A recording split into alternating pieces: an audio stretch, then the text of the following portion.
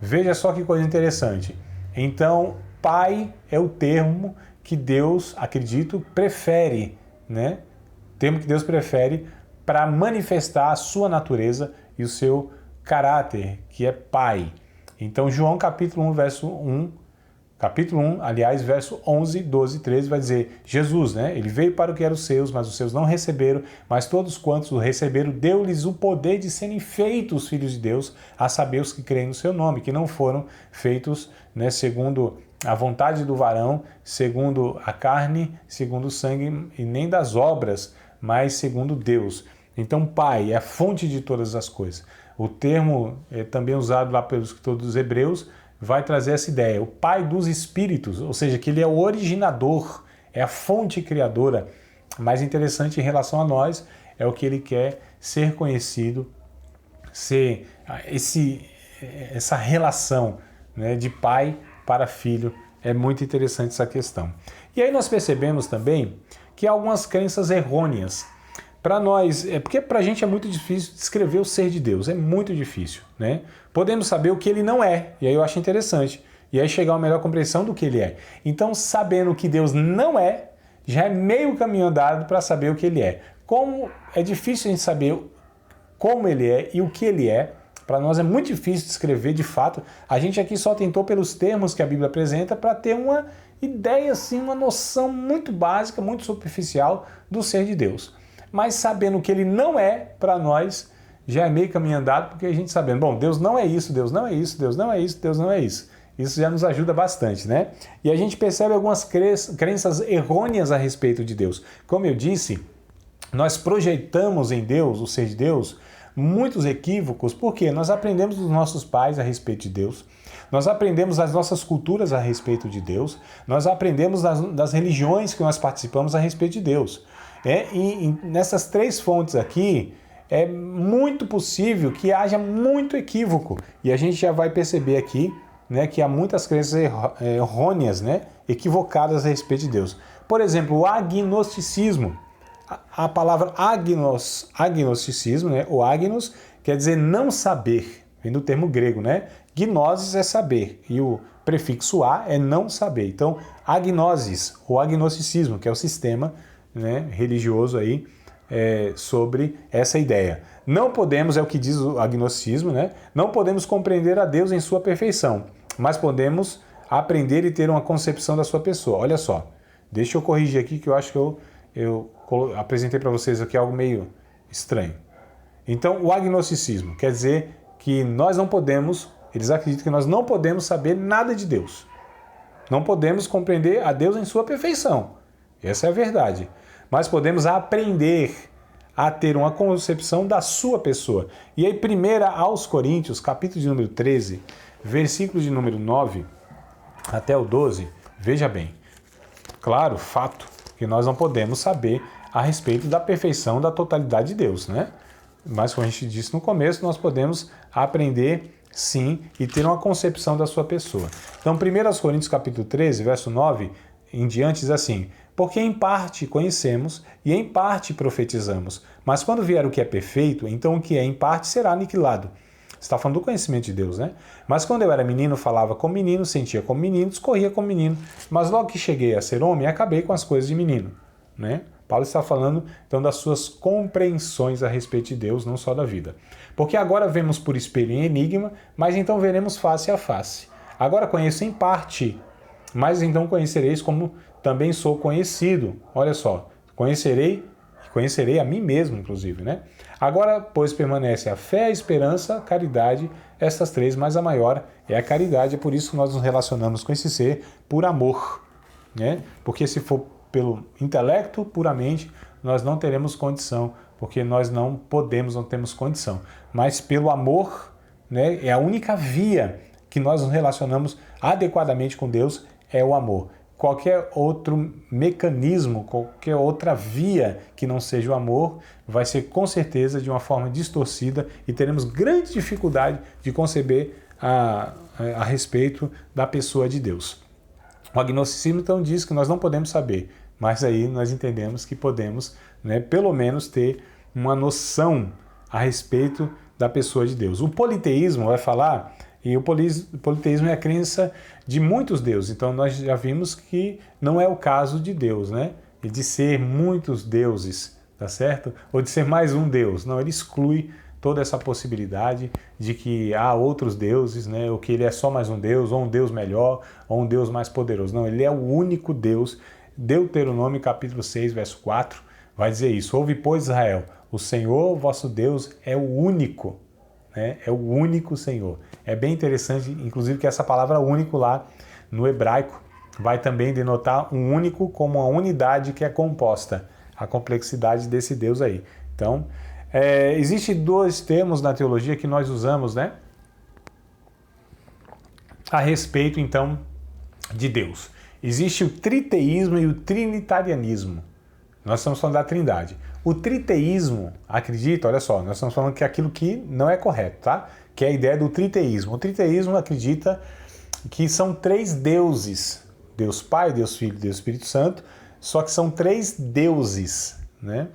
E o trinitarianismo vai entender que é um só Deus manifesto em três pessoas iguais, não são deuses, tá certo? Essa é a ideia triteísta, que é equivocada. A ideia bíblica é trinitarianismo, que quer dizer um Deus que é constituído de três pessoas, e essas três pessoas formam um Deus. Essa é a diferença.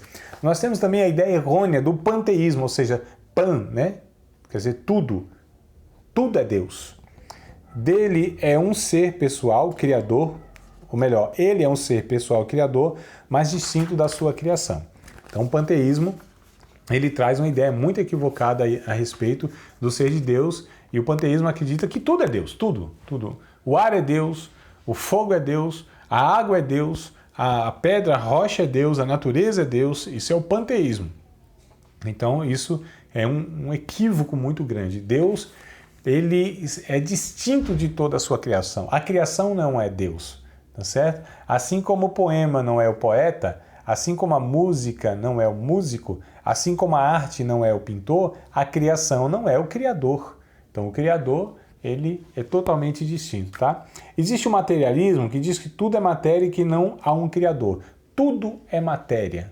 Essa é a ideia errônea, né? Tudo é matéria. Não, Deus é o originador de todas essas coisas e a matéria veio de Deus. Hebreus capítulo de número 1, verso 1 em diante, vai dizer: ora, a fé é o firme fundamento das coisas que se esperam, a prova das coisas que não se veem.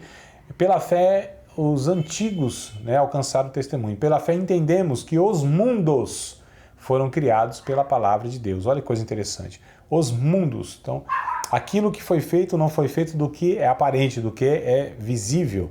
Então, o visível veio do invisível.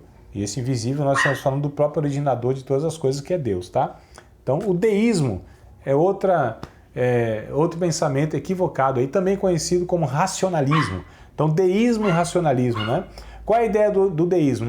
Não acredita que Deus não existe, pelo contrário. Eles acreditam que há um Deus pessoal e criador, mas que depois que criou tudo, entregou a sua criação às leis da natureza e não interfere em nada. Olha só que coisa complicada aqui. Então o deísmo acredita mais ou menos a ideia de um relojoeiro, que cria o relógio, né? Fabrica o relógio, dá corda no relógio e deixa ele funcionar depois aí por essas leis naturais. Então o deísmo acredita que é um Deus criador e pessoal, mas que não interfere aí na sua criação. E a Bíblia vai dizer ao contrário, né? Vai dizer inclusive que Deus é aquele que interfere na história, que ele intervém, que ele entra na história, né? Que ele de fato vai conduzindo a história para um fim que ele mesmo decretou, um fim de paz, um fim de bênção, um fim bom, né? Então ele interfere sim.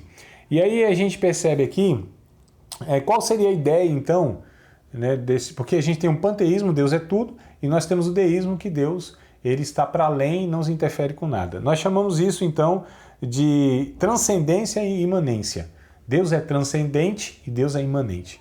Transcendente quer dizer que de fato ele está acima de tudo e de todos, é inalcançável, inacessível, habita na eternidade, então ele não pode ser alcançado por nenhum ser humano, nem por nenhuma via. Deus não pode ser atingido, né? E isso a gente chama de transcendência, ele está acima de tudo e acima de todos. Ao mesmo tempo que ele está acima de tudo e de todos, ele também é imanente, ou seja, ele está próximo de nós. Talvez um versículo que vá conciliar isso é Isaías capítulo de número 57, verso 15, onde diz: assim diz o alto e o sublime, aquele que habita na eternidade, cujo nome é santo. Eu habito num alto e santo lugar, mas também com o contrito e o abatido de coração, para vivificar o espírito dos abatidos e para vivificar o coração dos contritos, né? Então, a Bíblia vai dizer aí no Isaías 57,15 que ao mesmo tempo que ele habita na eternidade, ele também se relaciona e está conosco aqui. E aí a gente vê, por exemplo, Isaías 6:1, né? Quando o Isaías tem aquela visão, vê o Senhor no alto e o sublime trono, né? Totalmente inalcançável. Mas em Atos capítulo 17, verso 28, por exemplo, nós percebemos que nele nos movemos, respiramos e existimos, né? Então aqui o deísmo, ele vai exagerar, exacerbar a questão da transcendência, né? O deísmo vai falar, não, Deus está distante, não interfere em nada aqui. Isso é um exagero da transcendência de Deus. E tem o panteísmo que também vai encarecer a imanência de Deus. Tudo é Deus, não, nenhum nem outro.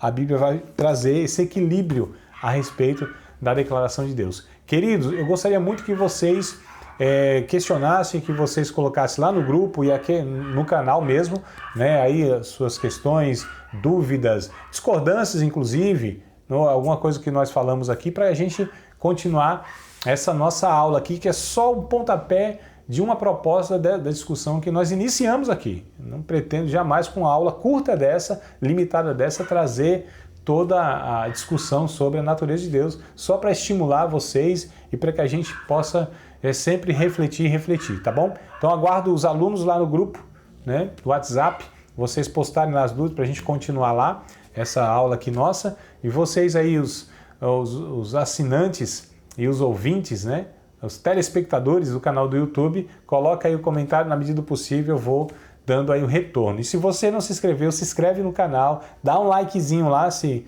for interessante o conteúdo, tá? Dá essa força aí pra gente ver se consegue alcançar mais pessoas aí, né?